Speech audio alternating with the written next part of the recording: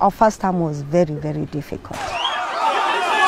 I can remember nights and mornings we spent in control of budgets, trying to argue out a case. How about 100 people would want 1 billion?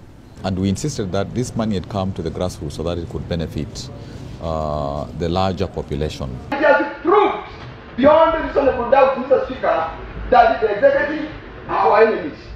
So vicious was the scramble for resources, it nearly cost the governor his life. Ikiwa watu wamefika mahali pa kupigana risasi, hao watu wanaweza kufanya kazi pamoja.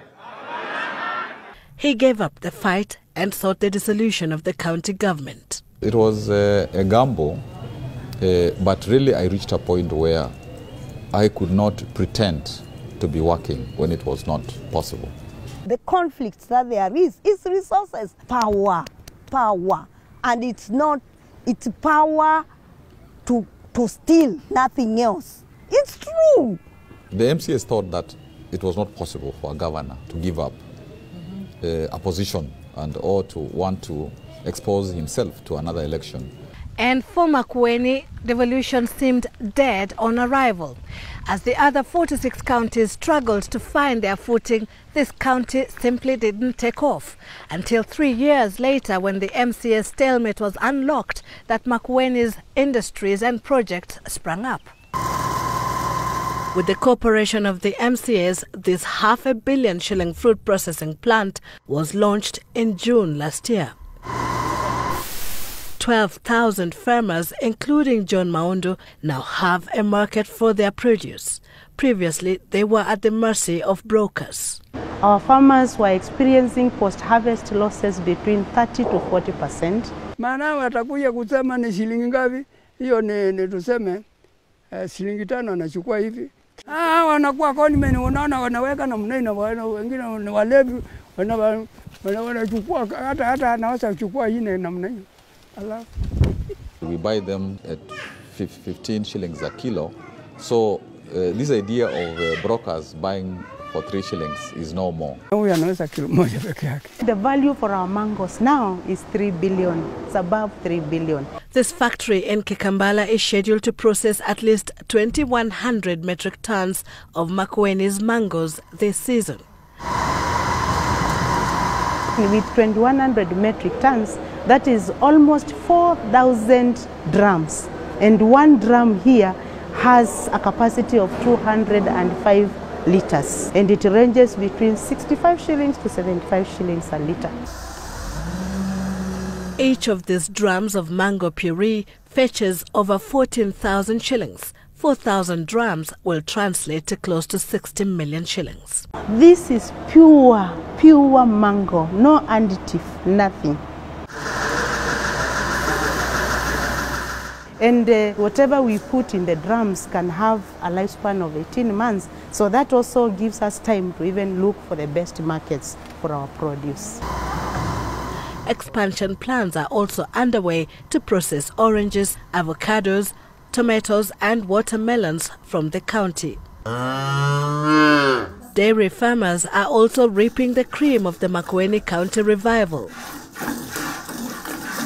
This tall Kikima dairy plant, built back in 1979, was relaunched last month and is now processing their milk for supermarkets. We want to have yogurt from Kikima. We want to have mala. Okay.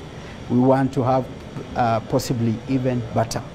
Because the milk we are selling right now is whole milk. There's actually no fat that has been removed. And if you taste it, it's actually very tasty. And when you look at the supermarket, it's going like a hot cake. The price is competitive and friendly. The plant currently processes nearly 7,000 liters of milk daily, 300 of which comes from Malika's farm. Like many farmers here, he believes this county described as dry can be a trailblazer. Mahali ambapo kumekauka kabisa, pia kunaweza kuwa maziwa mingi sana. Nimetembea sana ulimwengu. Mahali nilienda nikakuta zinatoa maziwa sana. Nilienda kuzikuta Israeli na ni desert.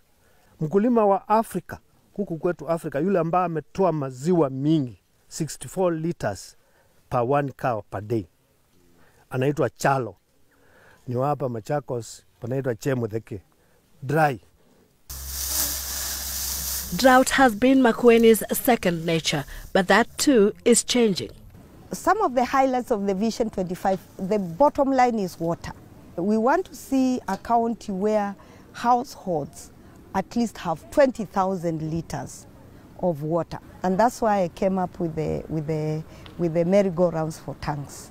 We call it Zangulea Matangi, merry-go-round for tanks. So we give them a seed tank. It's like out of 600 tanks we've given, worth about 10 million. Groups have bought 6,000 tanks. Public participation is taking root in Makueni's governance structure. Each village, for instance, determines how to spend its allocation of the county's development funds. And we don't change their decision, so we just write checks. So we have that system of, if you wish, people's administration. It's the best approach actually for government development, because ukifanyia watu bila kuwa involve, they will not take it as their project. Like this one, we are constructing here. Once it is finished, we shall never allow anybody to tamper with it, because tumechoka naye. We have worked for it, so we own it. And realizing that a healthy nation is a wealthy nation, the county is undertaking to foot the health bills of Makueni's 200,000 households through the Universal Healthcare Program. Like when you come to Makueni Level 4 hospital, you do not pay for any treatment. We asked ourselves, those who previously paid, how much did they pay? So we saw that they paid roughly 100 million shillings. So we said, let us approximate that when the services are free meaning that the county government will pay for them, then the 150 million will be able to cater for an influx to our facilities. With a 500 shilling registration fee, Caroline Kioko's family is now relieved of near impossible bills following her lengthy illness. Walienda wakapata niko na internal obstruction. Kusema wakati nilikatwa appendix mara ya kwanza, ikawa wameidavia na kitovu. Ugonjwa sio kitu ya kuchezea. Tuko na bahati kubwa sana. Hivyo gavana wetu ametusaidia. It is not a very difficult thing to do. And even Makueni, when you look at the money that we spend on health, is not one of the counties which spends the most money. But it is how you apply that money prudently. The hospital is also manufacturing oxygen for its patients and is distributing more to other hospitals in the county. With the cash crunch issue that faces so many counties, how do you beat the money challenge? You see, for us, we notice that if you have a good show going, money will not necessarily be the problem. There are very many development partners who want to invest where they will show results. Impressed with his management, the electorate resoundingly voted Kibwana back and sent home all but one MCA. In his second and final term, Professor Kivutha Kibwana, who earned himself the title the People's Governor, aims to reduce poverty levels from the current 64% to at least 50%. Sylvie Chebet, Citizen TV, Makueni.